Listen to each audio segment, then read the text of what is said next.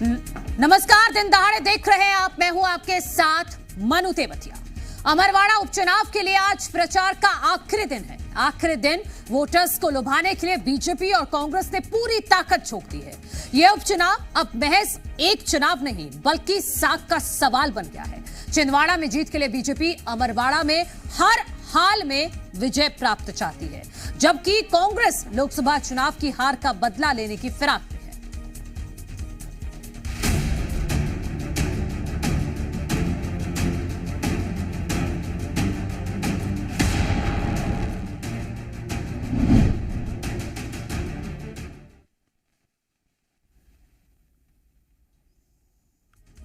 दरअसल 2023 के विधानसभा चुनाव में कांग्रेस की टिकट पर कमलेश शाह ने अमरवाड़ा में जीत दर्ज की थी, लेकिन 30 अप्रैल को कमलेश शाह इस्तीफा देकर बीजेपी में शामिल हो गए, जिसके बाद सीट खाली होने पर उपचुनाव हो रहा है।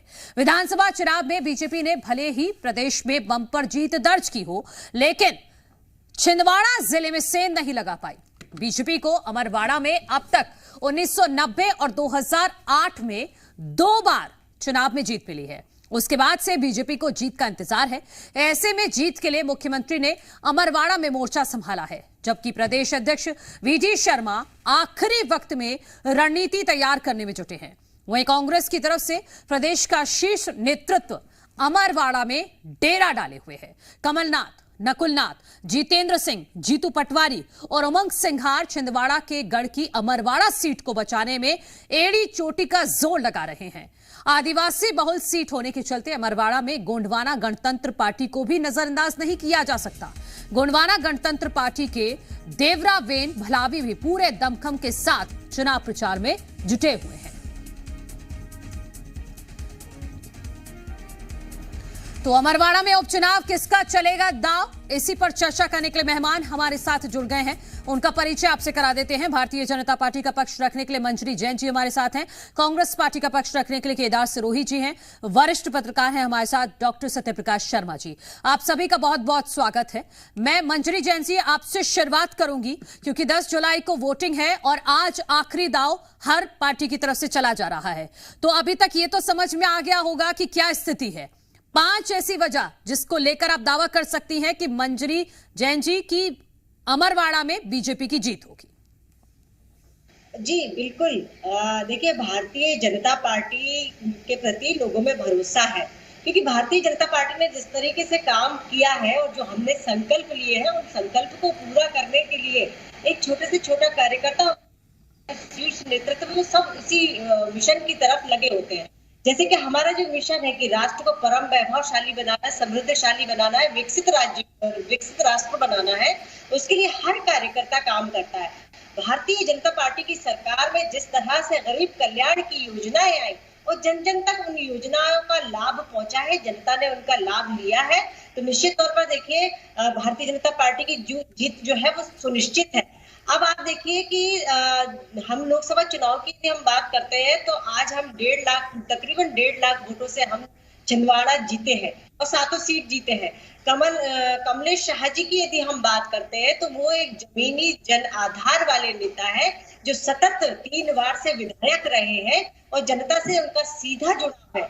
तो इसलिए मैं कहती हूँ कि जनता जो है वो भारतीय जनता पार्टी की नीतियों पर, संकल्प पर भरोसा करती है, गारंटी पर भरोसा करती है और कमलेश शाह जी को अपना नेता मानती है, क्योंकि वो जन कमलेश शाह जी तो आए कांग्रेस से हैं, अभी तो कांग्रेस से आए हैं ना जी। कांग्रेस से आए हैं, इसका ये मतलब नहीं है कि वो जनता के नेता नहीं है।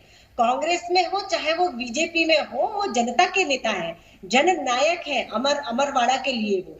तो निश्चित तौर पर हम भारतीय जनता पार्टी का जो हमारे प्रत्याशी है कमलेश शाह जी, वो भारी इस उपचुनाव में जीत हासिल करेंगे। मतलब कुल मिला के आप कह रही हैं कि विकास के मुद्दे पर जनता वोट डालेगी और भारतीय जनता पार्टी की जीत होगी। ठीक है, जो है वो विकास पर ही भरोसा करती है। जनता सब देखती है, जानती है। कांग्रेस का जमाना नहीं है जब जनता भोली भाली हुआ। ठीक है केदार सिरोही जी, क्योंकि आपकी पार्टी जो लोकसभा चुनाव में भी नहीं दिखा वो अमरवाड़ा में दिख रहा है, एकजुट होकर प्रचार प्रसार करने में जुटी हुई है। तो केदार सिरोही जी, यही सवाल आपसे भी है कि 5 ऐसी बड़ी वजह आप बता दीजिए कि आपकी सीट निकल रही है अमरवाड़ा। हम लोग लुभावन या जनता को बहला फुसला नहीं रहे, हम उनको जागरूक कर रहे हैं, उनके अधिकार बता रहे हैं और उनकी भलाई की बात कर रहे हैं, पहला। दूसरी बात, जो नायक थे अब वो खलनायक हो गए, जो नायक थे वो अब खलनायक हो गए, इस दूसरा पॉइंट ही हो गया। तीसरा, नहीं, इसको थोड़ा विस्तार देंगे इस पॉइंट को जरा। जी, नायक से खलनायक इसलिए हो गए हैं कि पहले वो नायक थे उस क्षेत्र के, अब उनको ऐसी क्या तकलीफ आई जिन्होंने वहां के लोगों का विश्वास तोड़ के भारतीय जनता पार्टी में चले गए, उनके ऊपर जो आरोप लगे हैं। आप बीजेपी के कैंडिडेट को बोल रहे हैं? हाँ, उन्हीं को, कमलेश्वर जी जो हैं, कमलेश, वो पहले नायक थे, हमारे यहाँ थे, जब हमारे यहाँ नायक थे, अब वो खलनायक हो गए। ये दो चीज। तीसरी चीज वहां आ रही है कि वहां के लोगों के साथ में धोखा हुआ है। चौथी चीज, जो हमारा कैंडिडेट है आंचल धाम से, वो बहुत ही मजबूत है और बहुत सही है। पांचवी चीज, हम बहुत एकजुटता से जमीनी मुद्दों के साथ में बड़े तार्किक तरीके से चुनाव लड़ रहे हैं। आप कहें तो मैं 10 एक गिना दूं। नहीं, 5 ही बहुत है। मैं इस पर काउंटर मंजरी जैन जी से ले लूंगी, लेकिन वरिष्ठ पत्रकार सत्यप्रकाश जी को मैं शामिल कर लेती हूं। सत्यप्रकाश जी, क्योंकि एक पॉइंट मंजरी जैन जी की तरफ से कहा गया कि लोकसभा चुनाव में हमने बेहतर प्रदर्शन किया, लोकसभा चुनाव में अमरवाड़ा विधानसभा सीट में बीजेपी को लीड मिली, लेकिन क्या उस तरह की सिचुएशन अब अमरवाड़ा उपचुनाव में भी देख पा रहे हैं आप? क्या वाकई यहां बीजेपी को मजबूती मिलेगी? और खास तौर पर जब गोंगपा भी है मैदान में, उसका जिक्र हम जरूर करेंगे। देखिए मनु जी, इसमें कोई दो राह नहीं कि जो कांग्रेस का गढ़ छिंदवाड़ा 2014-2019 में भी नहीं ढहा, वो 2024 में ढह गया। इसका तात्पर्य है कि वहां पर कहीं ना कहीं भारतीय जनता पार्टी का जो मोरल है बहुत हाई चल रहा है जीत की तरफ। दूसरी तरफ कांग्रेस का छिंदवाड़ा में जो कमलनाथ की कमजोरी का कारण कहीं ना कहीं 2 बड़े लीडरों का पार्टी से जाना, जिसमें से कमलेश शाह और दीपक सक्सेना शामिल हैं। तो ये कहा जा सकता है कि कांग्रेस की ताकत कमलनाथ या उनका इंप्रेशन पब्लिक में कम करने का भारतीय जनता पार्टी ने बड़ा स्टेप लिया। आज एक देखिए, रामनिवास रावत को मंत्री बनाया गया, वो भी इलेक्शन के दौरान, लोकसभा इलेक्शन के दौरान मंत्री कांग्रेस में से भारतीय जनता पार्टी में आए थे। ये कहीं ना कहीं भारतीय जनता पार्टी की बड़ी स्ट्रैटेजिक स्टेप मान सकते हैं अमरवाड़ा के लिए। भले ही वहां पर उनको अभी मंत्री नहीं बनाया गया कमलेश शाह को, लेकिन आने वाले समय में एक इंटरनल मैसेज जरूर है कि अगर आपने कमलेश शाह को जिताया तो वो भी आपके क्षेत्र का प्रतिनिधित्व मंत्रिमंडल के रूप में कर सकते हैं। तो ये एक बड़ी स्ट्रैटेजी मुझे पॉलिटिकल दिखती है। लेकिन एक चीज जरूर है कि उस सीट पर किसी का भी कब्जा एकदम नहीं रहा। जनसंघ था, जनसंघ में भी वो सीट रही, भारतीय जनता पार्टी में रही, कांग्रेस में नंबर ऑफ टाइम्स रही, जीजीपी में भी रही। तो जीजीपी का जो वोट बैंक है वो कहीं ना कहीं आदिवासी, और वो आदिवासी बाहुल क्षेत्र है, इसीलिए वो कहीं ना कहीं एसटी रिजर्व सीट है। तो ये डेंट किसको देगा, ये बड़ा सवाल है। अगर जीजीपी को भारतीय जनता पार्टी ने किसी चाल के तहत वहां ताकतवर बना दिया होगा तो मान के चलिए वो कांग्रेस को बड़ा डेंट देगी। लेकिन एक चीज जरूर है, जैसा कि मंजरी जी कह रही थी कि वो लीडर हैं, बड़े लीडर हैं, मैं नहीं मानता कि बड़े लीडर हैं। अगर वहां जीतने की जो स्थिति अगर किसी की बनती है तो वो कमलेश शाह की नहीं, वो भारतीय जनता पार्टी की बनती है। क्योंकि भारतीय जनता पार्टी जिस तकनीकी के साथ, जिस स्ट्रैटेजी के साथ चुनाव मैदान में वहां उतरी है, वो कहीं ना कहीं, या डॉक्टर मोहन यादव ने जिस प्रकार से ताबड़तोड़ रैलियां उस क्षेत्र में हर समाज के साथ बैठकर मीटिंग्स की है, तो ये कहीं ना कहीं, और ये भी पक्का है कि उत्साह वहां भारतीय जनता पार्टी का बड़ा है और कांग्रेस का गिरा है। तो कहा यह जा सकता है कि जीजीपी के कारण कांग्रेस एक झटका ले सकती है, लेकिन कांग्रेस ने एक बड़ा स्ट्रेटेजिक स्टेप चलाया वहां पर, आपको बता कि आस्था से जुड़े हुए वहां के आदिवासी वोटर्स के, यानी उस परिवार को, जिस परिवार के प्रति लोगों में आस्था है, दादा सुखराम बनाया है, तो वो कहीं ना कहीं भारतीय जनता पार्टी के लिए एक मुसीबत बन सकती है। यानी कि सत्यप्रकाश जी, वहां लड़ाई आस्था वर्सेस विकास की है, क्योंकि बीजेपी बात कर रही है कि वहां विकास के मुद्दे पर वोट पड़ेगा, और कांग्रेस ने जो रणनीति तैयार की है वो आस्था को ध्यान में रखते हुए की है, दादा सुखराम जी के परिवार से टिकट दिया है। मनु जी, बिल्कुल आपने सही कहा है। भारतीय जनता पार्टी को वहां मुख्य मुद्दा अगर कुछ है तो वो डेवलपमेंट है। इसी आधार पर ये कमलेश शाह मुद्दा नहीं है, क्योंकि आपको एक चीज ध्यान रखें, आप पूरे मध्य प्रदेश में भारतीय जनता पार्टी पिछले विधानसभा चुनाव में जबरदस्त जीत हासिल की, लेकिन आपको ध्यान हो कि छिंदवाड़ा में उसकी स्थिति क्या रही। तो कहा जा सकता है कि कमलनाथ का वहां असर था, तो ये जो कमलेश शाह जीते वो कमलनाथ के असर के कारण जीते, क्योंकि सभी भारतीय जनता पार्टी ने सीटें वहां लूज की। तो मेरा कहने का तात्पर्य है कि भारतीय जनता पार्टी का अपना बैनर, उसका निशान और उसकी स्ट्रेटजी और उसके विगत वर्षों में किए गए विकास कार्य, साथ ही नरेंद्र मोदी की गारंटी की जिक्र वहां भी हो रहा है। हालांकि आपको याद होगा कि कांग्रेस को एक ताकत जरूर दिखती है कि across India accepting Madhya Pradesh, Bharatiya Janata party की कई स्टेट में अच्छी स्थिति लोकसभा चुनाव में नहीं रही, तो उससे हो सकता है कि उसका मोरल कुछ ऊपर की ओर जाए। हाँ। लेकिन मुझे ऐसा लगता है कि ये उपचुनाव में भारतीय जनता पार्टी कांग्रेस की अपेक्षा मजबूत दिख रही है। उसके पीछे कारण जीजेपी एक बड़ा फैक्टर हो सकती है, क्योंकि जीजेपी जो नुकसान करेगी वो मुख्य रूप से कांग्रेस को कर सकती है। केदार सिरोही जी, ये दो पॉइंट्स हैं, इनका काउंटर आप मुझे बताइएगा। पहला पॉइंट ये है जो सत्यप्रकाश जी कह रहे हैं, गोंगपा का, अगर गोंगपा मजबूत होती है तो कांग्रेस को नुकसान होगा। और दूसरा पॉइंट ये है कि जो पॉलिटिकली एक मैसेज जा रहा है कि अगर कमलेश शाह बनते हैं विधायक तो उनको मंत्री बनाया जाएगा। जी देखिए, भारतीय जनता पार्टी जो है वो इस तरह के मैसेज छोड़कर लोगों को गुमराह करने में बड़ी एक्सपर्ट है। कुछ मीडिया हाउस तो ऐसे हैं मध्य प्रदेश में जिनने एनर्जी बूस्टअप पी रखा है। एनर्जी बूस्टअप पीते हैं ना, 2 दिन पहले उनको मंत्री बना दिया कमलेश शाह को, खबरें चला दी मध्य प्रदेश में कमलेश शाह को। वो मतलब सीधा सीधा संविधान की अवहेलना कर रहे थे। जो आदमी चुनाव लड़ रहा है आचार संहिता में, उसको मंत्री कैसे बना देंगे। अब उनकी क्लिपिंग जो है, जो भारतीय जनता पार्टी के लोग वो उस क्षेत्र में चला रहे हैं भोले भाले लोगों के बीच में, ये बताने के लिए कि आप वोट दोगे तो ये मंत्री बन जाएंगे। तो काउंटर क्या कर रही है फिर कांग्रेस उसका? हाँ जी, काउंटर क्या है? देखिए, काउंटर जनता को मालूम है कि ऐसे बहलाने फुसलाने से कुछ भी नहीं होगा। जनता को मालूम है कि भारतीय जनता पार्टी जो है वो आदिवासी विरोधी है। वो आदिवासी के जो अधिकार है उनका हमेशा हनन करती आई है। वो आदिवासियों के विकास के लिए सिर्फ मंचों पे बात करती है, टेलीविजन पे इन्हीं आदिवासियों ने तो अभी छिंदवाड़ा जिताया है ना, अभी कुछ ही महीने हुए हैं। आदिवासी फैक्टर तो है ना पूरे छिंदवाड़ा में। देखिए, और अमरवाड़ा विधानसभा सीट पर भी लीड मिली है बीजेपी को लोकसभा में, भले वो गोंगपा की वजह से ही मिली हो। नहीं, लोकसभा में मिली है। देखिए, सारे विधायक क्या बोल रहे हैं, आप बहुत बारीक से समझिए, बहुत ठंडे दिमाग से। विधायक, मेरा दिमाग बिल्कुल ठंडा है केदार सिरोही जी। हमने विधायक की छोड़िए, कांग्रेस छोड़िए, तो अब ये बताएं, जो मुख्यमंत्री शपथ लेते हैं सबके लिए पूरा मध्य प्रदेश एक है, निष्पक्ष निष्भाव से काम करेंगे, फिर ऐसा पक्षपात क्यों किया जा रहा है मध्य प्रदेश में कांग्रेस के विधायकों के साथ में कि उनको अपने क्षेत्र में विधायक निधि नहीं दे रहे, उनके क्षेत्र के विधायक विधानसभा क्षेत्र के काम को रोका जा रहा है, उनको क्यों पिछड़ा किया जा रहा है। यही तो बात लोगों को समझ में आ रही है मध्य प्रदेश में कि जो भारतीय जनता पार्टी है वो पूरे प्रदेश को अपना परिवार नहीं मानती है, वो पक्षपात करती है, खुलेआम पक्षपात करती है। उसके एग्जाम्पल जो ये विधायक गए हैं, उन्होंने खुद उनके मंचों से कहा है, भारतीय जनता पार्टी के मंचों, कि हमारे क्षेत्र में विकास नहीं हो रहा था।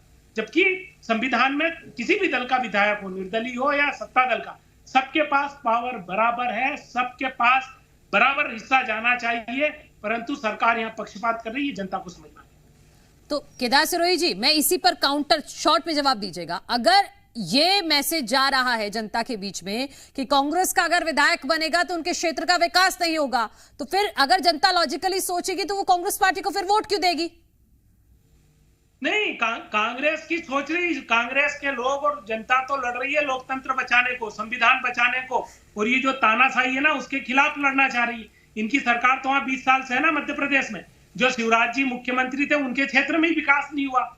इनके विकास के जो सिफुगे हैं वो सिर्फ ऊपर ही बचते हैं। मंजरी जैन जी, सिरोही जी चैनल पे बैठ के कुछ भी कहे, लेकिन विकास किया है इसलिए जनता ने विश्वास किया है विधानसभा में भी और हमें लोकसभा में भी।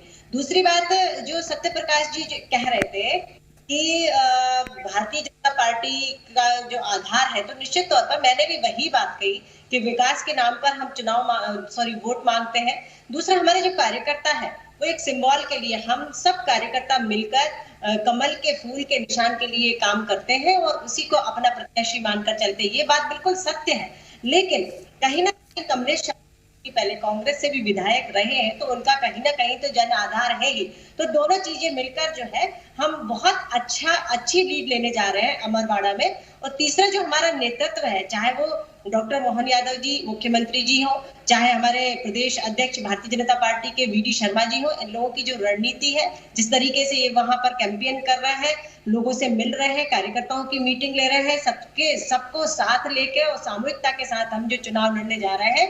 और दूसरी तरफ हम देखते हैं कांग्रेस का, तो जिस दिन फॉर्म भरने गए इनके प्रत्याशी, उस दिन जो अपने आप को परिवार बताते हैं छिंदवाड़ा को और बोलते कि ये मेरा परिवार है, वही कमलनाथ और नकुलनाथ जी उस परिवार को अनाथ छोड़कर विदेश यात्रा पर चले गए और अब 2 दिन पहले आकर कह रहे हैं कि ये मेरा परिवार है। तो जनता क्यों भरोसा करेगी? और जिस तरीके से इन पर जनता ने अविश्वास दिखाया है लोकसभा चुनाव में, जनता समझ चुकी है कि ये वो लोग हैं, सफेद पोश हैं, जो एसी कमरों में बैठकर राजनीति करते हैं। जनता के बीच में न कभी इनका कोई सरोकार रहा है, न जनता के केदार सिरोही जी, इस पर काउंटर कीजिएगा। वो दरअसल चुनावी नेता बता रहे हैं कि जब चुनाव है तब जनता के बीच में दिखेंगे, बाकी दिन आराम। देखिए, भारतीय जनता पार्टी, मैं कह रहा हूँ ना, बहुत अच्छी पार्टी है, इनके लोग बहुत अच्छे हैं। अभी 2-3 बार के जीते हुए कमलेश साहब को जननेता बता दिया, जननेता है। और हमारे कमलनाथ जी इतने सालों से उस क्षेत्र का प्रतिनिधित्व कर रहे हैं, वो उनका जनाधार 0 बता दिया। गजब की बात है। देखिए, कमलनाथ जी पूरे मध्य प्रदेश में एक जाने माने चेहरे हैं, उनका नाम विकास के साथ में जुड़ा जाता है। छिंदवाड़ा का अपना मॉडल रहा, उस दूर दराज इलाकों तक उन्होंने विकास किया, इसी के कारण वो इतना लंबे समय तक रहे। इसी के कारण भारतीय जनता पार्टी को हमारे यहाँ से इंपोर्ट करना पड़ रहा है। इनके पास अच्छे प्रोडक्ट नहीं थे, इनके पास ऐसे चेहरे नहीं थे जिनको वो चला पाए मार्केट में। तो हमारे यहाँ से इसीलिए ले गए ये लोग, क्योंकि हमारे यहाँ की ब्रांडिंग, हमारे लोगों पर विश्वास वहाँ की जनता का रहा। अंतर कलाएं है, और जो एक दूसरे को नीचे दिखाने की होड़ है, वो जग जाहिर है और दिख रहा है सामने। कि ये हार जाएंगे सीट, तो अपने ऊपर हार का ठीकरा ना फूटे, इसलिए पहले ही भाग गए रण छोड़कर, मैदान छोड़कर। वो शिवराज जी में देखिए बहन, आजकल शिवराज जी का धड़ा अलग चल रहा है। और ये मोहन विजयवर्गीय जी जो मुख्यमंत्री है ना, मोहन विजयवर्गीय जी, इनका धड़ा अलग चल रहा है। अभी आपके यहाँ की सिर कुटाई देखिए, हमारे यहाँ की तो ठीक है, हमारे यहाँ की तो चल रही है। आपके यहाँ अनुशासन में एक तरफ अलग शक्ति प्रदर्शन, दूसरा सुना शिवराज जी वापस मुख्यमंत्री बन रहे हैं आपके, क्या सही है क्या? मंत्री शिवराज जी वापस मुख्यमंत्री बन रहे हैं, ऐसी खबरें हैं, क्या सही है क्या? तो इसका जवाब तो जनता ने लोकसभा चुनाव में दे ही दिया है। नहीं, मैं शिवराज जी की पूछ रहा हूँ आपसे, मुख्यमंत्री बन रहे हैं। केदार सिरोही जी, ठीक है, वापस मुद्दे पर आ जाइए, नहीं फिर भटक जाएंगे। डॉक्टर सत्यप्रकाश शर्मा जी, क्योंकि अमरवाड़ा में जो जातिगत समीकरण है वो महत्वपूर्ण है, और तीनों ही प्रत्याशियों को देखें तो कहीं ना कहीं तीनों ही प्रत्याशियों के जरिए आदिवासियों को केंद्रित रखकर ही तीनों पार्टियों ने अपने चुनावी मैदान में उतारा है कैंडिडेट्स को। देखिए मनु जी, जो मेजर पॉपुलेशन है वो शेड्यूल्ड ट्राइब्स की है। हाँ। पहली बात, उस कॉन्स्टिट्यूएंसी में ये तो तय है कि उस कम्युनिटी के वोट स्प्लिट होने की संभावना बहुत अधिक है, लेकिन ये जीत किस पर डिपेंड करेगी? दूसरी कम्युनिटी के लोग जिस पॉलिटिकल आउटफिट की तरफ जाएंगे, जीत उसी की होगी। लेकिन यहाँ एक बहुत महत्वपूर्ण चीज है। देखिए, जैसा ये पहला उपचुनाव मोहन यादव की लीडरशिप में हो रहा है, हाँ। इसलिए उनकी प्रेस्टीज का भी सवाल है, पहली बात। दूसरी चीज सुने, बहुत महत्वपूर्ण, कि जैसा कि लोकसभा चुनाव के रिजल्ट्स रहे हैं, मोहन यादव एक बड़े लीडर के रूप में उभरे। जैसा कि उन्होंने जो स्ट्रेटजी तय की छिंदवाड़ा को जीतने की, वो कहीं ना कहीं वो कामयाब रहे। और कमलेश साहब जिस सीट से उन्होंने क्विट किया है भारतीय जनता पार्टी की तरफ, तो आप ये भी देखें कि उस सीट पर जो वोट आया है भारतीय जनता पार्टी का, वो अत्यधिक आया है। और एक बड़ा मेजर पार्ट कहीं ना कहीं भारतीय जनता पार्टी की जीत का वो रीजन या वो कॉन्स्टिट्यूएंसी है। तो ये इससे ये स्पष्ट होता है कि मोहन यादव की लीडरशिप पर लोगों को वहां भरोसा जागा है, जो कहीं ना कहीं पिछले 10 साल में, यानी 2 चुनाव में आपने देखा होगा कि भारतीय जनता पार्टी भले ही यहाँ मजबूत थी और मोदी जैसी लहर थी, हाँ, फिर भी छिंदवाड़ा हाथ में नहीं आती, बावजूद भी छिंदवाड़ा नहीं जीत पाए थे। हाँ, हाँ। लेकिन इससे ये तात्पर्य होता है कि मोहन यादव एक लीडिंग पोजीशन में मध्य प्रदेश में आ चुके हैं और यही से ये अंदाजा लगाया जा सकता है कि वो सीट भारतीय जनता पार्टी की तरफ कितनी मजबूत होती दिख रही है। ठीक है सत्य प्रकाश, आप सभी का बहुत बहुत शुक्रिया इस चर्चा में शामिल होने के लिए। तो अमरवाड़ा में आज प्रचार प्रसार का आखिरी दिन है, शाम को प्रचार प्रसार थम जाएगा। 10 जुलाई को वोटिंग होगी और 13 जुलाई को यह पता चल जाएगा कि अमरवाड़ा में किसका दांव चलने वाला है। यहां उपचुनाव से जुड़ी हर अपडेट जी मध्य प्रदेश छत्तीसगढ़ आपको देगा। फिलहाल दिन दहाड़े में इतना ही, कल फिर होगी मुलाकात एक नए मुद्दे के साथ। एक छोटा सा ब्रेक ले रहे हैं।